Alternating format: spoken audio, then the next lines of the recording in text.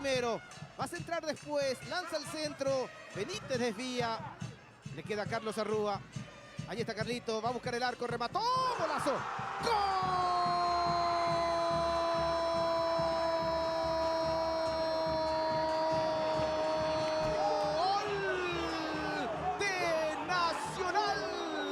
Gol del tricolor, golazo de Carlos Arrúa. Buscó el rebote, se acomodó, remató de zurda, potente, esquinado, inatajable para Devi Vázquez.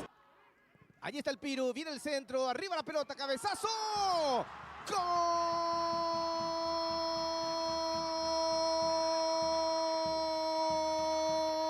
¡Gol de Guaraní! Néstor Camacho con golpe de cabeza. El centro del Piru Contreras con mucha precisión. Allí se metió también el Mudo Valdés, pero el que cabecea es Camacho. Salta Camacho. El árbitro dice, no va más, terminó el partido, fue paridad. 1-1 Guaraní Nacional. Vamos a la pausa, ya volvemos.